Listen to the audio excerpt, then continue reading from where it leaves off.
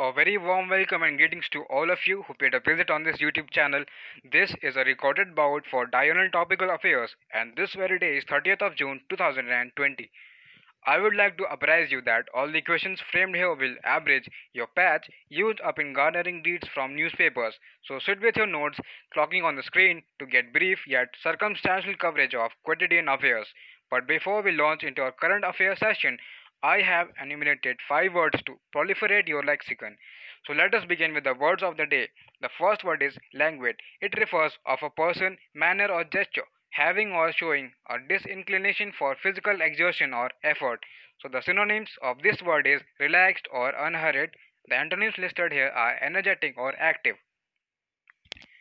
Our second word is feral. It refers especially of an animal in a wild state, especially after escape from captivity or domestication. So the synonyms of this word listed here is wild or untamed, and the antonyms are tame or pet. Our third word is evince. So it refers or means reveal the presence of a quality of feeling. So the synonyms mentioned here for this word are reveal and show, and the antonyms are conceal or hide. The fourth word is limpid. It means or it refers of a liquid completely clear and transparent. So the synonyms listed for this word is clear, transparent, and the antonyms are opaque, muddy. Our fifth word and the last word is mawkish. It means sentimental in an exaggerated or false way. So the synonyms for this word listed here is sentimental or glowing, and the antonyms are cool or dry. So that's all for the words of the day. Let us begin with the questions of the day. The first question for the day is recently who has been elected as new president of Malawi? So the correct answer is option A, Lazarus Chakwera. So Malawi's opposition leader Lazarus Chakwera has won the country's rerun presidential vote. So why this rerun of the presidential election held? Because in February, Malawi's constitutional court annulled Mr. Mutharika's victory in the May 2019 election, citing vote tampering. Also, this country is the second African nation to annul a presidential election over irregularities after Kenya in 2017. So the capital city of Malawi is Lilongwe.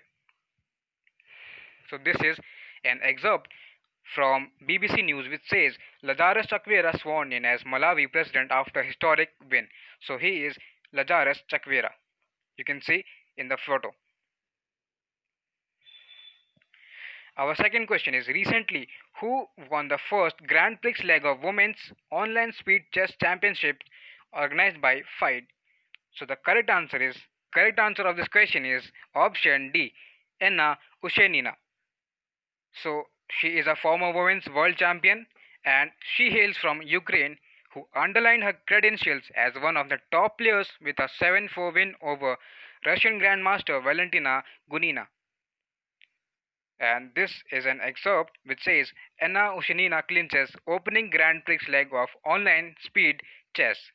So she is Anna Ushenina. She hails from Kharkiv, Ukraine. Our third question is which ministry has allowed those aged 65 years and above and COVID-19 suspect or affected persons to opt for postal ballot? So the correct answer is option B, Ministry of Law and Justice. So in the wake of COVID-19 pandemic, the Law Ministry has reduced the age limit for senior citizens who opt for postal ballot in Lok Sabha and Assembly elections. Also, voters in Bihar Assembly polls, which are going to held recently, will be the first beneficiaries of the revised guidelines. So you can tap the pause button here and you can make a note of important points listed out here. So this is an excerpt from the Hindu which says voters over 64. Actually the age is 65 but here it is mentioned at 64. So voters over 65 COVID-19 patients can opt for postal ballot. Our next question, fourth question is which of the following India's first sovereign wealth fund backed joint venture between Everstone Capital and Lightsource BP is set to take over IL&FS Environmental Infrastructure and Services Limited IEISL and its subsidiaries? So what's the correct answer? The correct answer is option A, Eversource Capital. So the full form of NIIF is National Investment and Infrastructure Fund. So NIIF backed Eversource Capital is set to take over IL&FS Environmental Infrastructure and Services Limited IEISL and its subsidiaries. So the deal is likely to be of rupees 1500 crore, which will reduce the debt of IL&FS group. So you can pause the video here and you can note down the important points listed out here. So this is an excerpt from Financial Express which says IL&FS environment base likely to be sold to Eversource Capital. Debt may reduce by 1500 crore. Our fifth question is recently Maharashtra government has declared the Vithabhai Narayan Goenka Lifetime Achievement Award to whom? So the correct answer is option B, Gulabbai Sangamnerkar. So the Vithabhai Narayan Goenka Lifetime Achievement Award is given to a senior tamasha or folk art artist. Also, the award for 2018 and 19 is given to Gulabbai Sangamnerkar. The award was announced by Culture Minister of Maharashtra Anil Deshmukh, and this prize consists of rupees 5 lakh, a citation, and a memento. So this is a snippet from Outlook India which says folk artist Gulabbai Sangam Nerkar to get lifetime honor. Our sixth question is recently which Indian teenager has been shortlisted for FIA's ambitious Girls on Track Rising Stars Project? So the correct answer is option A, Ashi Hanspal. So she hails from Mumbai. She has been shortlisted for FIA's ambitious project, and FMSCI announced this recently. She is a 13-year-old who has been selected along with 19 others in the 12 to 16 age group. And as the first step, she will take part in the shootout at the Paul Ricard circuit in France on October 12 and October 13.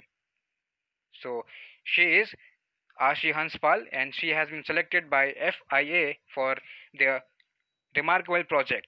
So moving on to our seventh question. Recently, which magazine has named world's highest test wicket taker Muthaiya Muralitharan as the most valuable test player of the 21st century?